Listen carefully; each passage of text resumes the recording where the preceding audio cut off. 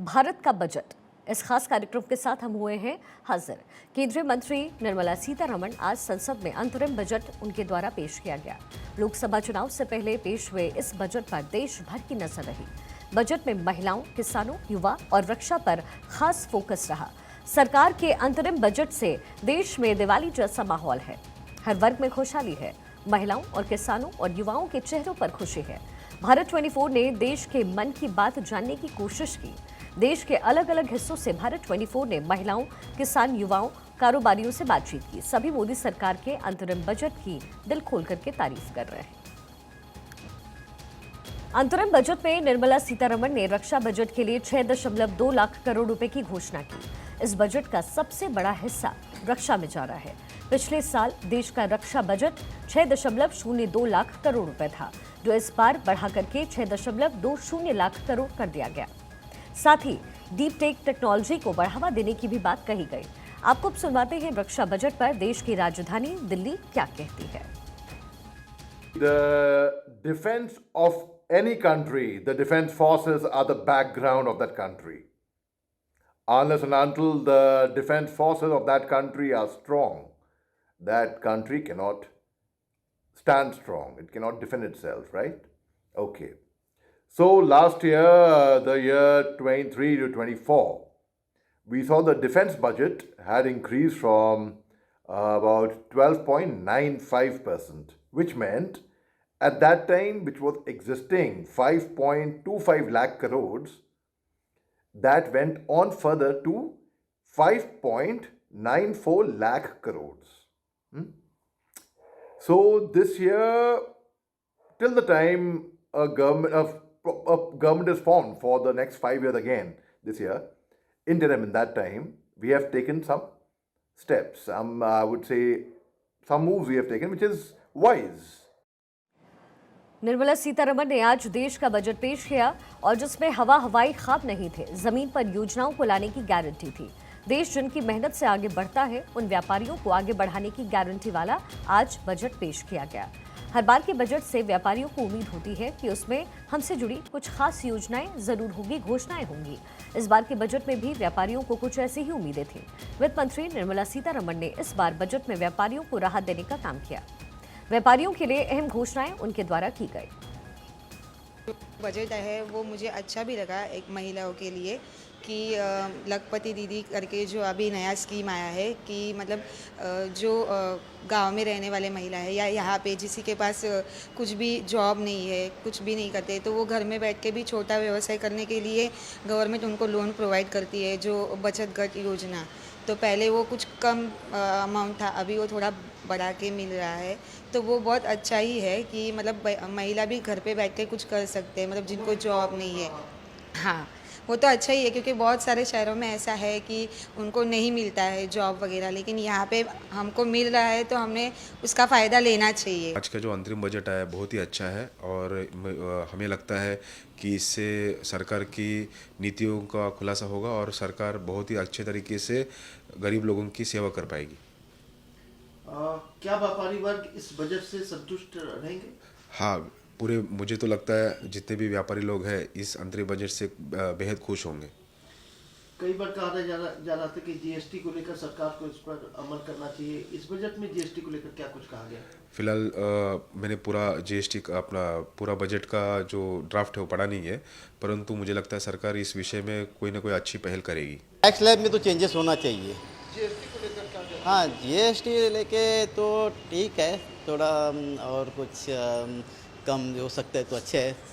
जो middle class को कुछ बहुत भारी पड़ रहा है वो बजट में। जो अच्छा तो कुछ इतना तो खाली जो ग्रामीण सेवा में थोड़ा सा कुछ इलेक्ट्रिसिटी वो तो कम कर रहे हैं वो लोग बस। और महिलाओं के लिए तो एक तो क्या होता है, एक तो सिलेंडर का जो रेट्स है वो तो कम होना चाहिए।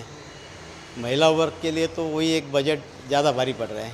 जो शेतकरी जो फार्मर लोग हैं, किसान लोग हैं, उनके लिए भी वो बजट में जो बजट में दिया है वो भी उनके लिए जो सुविधा है, जो पीक बीमा है वो भी उन्होंने दिया है, वो भी अच्छा है। और मोबाइल के बारे में जो मोबाइल 5% कम किया है उसके एसेसरीज में, वो भी जो जनता है जो गरीब जनता है उनके लिए वो भी अच्छा है।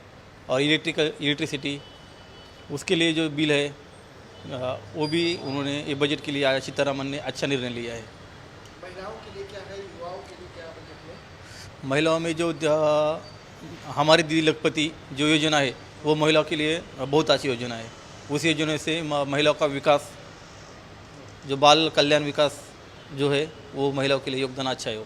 जो जनता है उनके हिसाब से वो सही नहीं रही है, डिसीजन है। मतलब बजट सही है। बजट सही है, लेकिन जो थोड़ा और बजट इलेक्ट्रिसिटी कम करना चाहिए था। थोड़ा जो गैस है, गैस में भी जो वो थोड़ा रेट उसका कम करना चाहिए था। इसका बजट मेरे हिसाब से गरीबों के लिए तो बेस्ट बजट है, क्योंकि इसमें स्ट्रीट वेंडर्स, जो गवर्नमेंट ने स्ट्रीट वेंडर्स के लिए किया है, जैसे 78 लाख स्ट्रीट वेंडर है उसको डायरेक्ट क्रेडिट फैसिलिटी दे रहा है। प्लस जनधन अकाउंट को भी फैसिलिट किया है। उसमें जनधन अकाउंट भी अभी डायरेक्ट सब्सिडी जो भी जाएगा गवर्नमेंट का गरीबों के लिए डायरेक्ट जनधन अकाउंट में जाएगा। इजी है तो मुमकिन है 100%, क्योंकि 2014 के बाद में तो जो भारत ने ग्रोथ भी किया है, IMP इसका जो फिगर आया है 6.4 से 6.8 4.4% का ग्रोथ भी किया है। तो 100% ग्रोथ सेक्टर में तो एकदम ज़बरदस्त चल रहा है। हर पब्लिक सेक्टर जो कंपनीज़ हैं, गवर्नमेंट सेक्टर की जो कंपनीज़ है, सब जोर से भाग रही है।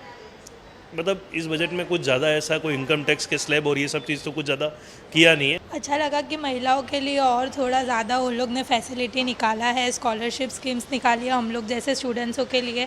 बट मैं चाहती हूँ और कुछ हमको थोड़ी हेल्प हो सकती थी, लाइक ट्रैवलिंग वगैरह में स्टूडेंट्स को थोड़ा अच्छे से पैसा वगैरह को मैनेज करके थोड़ा कम कर सकते थे।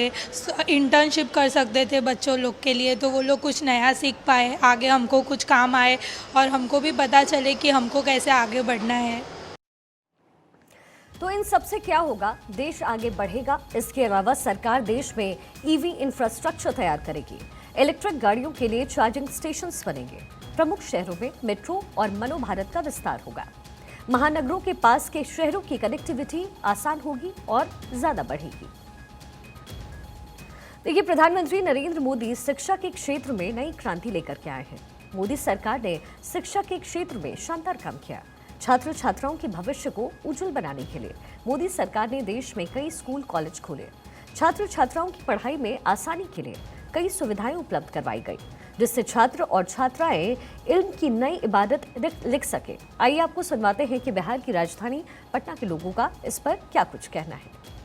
देश का अंतरिम बजट पेश हो गया है। इस वक्त CIMP कॉलेज में मेरी मौजूदगी है और कुछ स्टूडेंट्स यहाँ हैं, उनसे जान लेते हैं। बजट पेश हो गया है, कैसा लग रहा है ये बजट देख के अब तक का?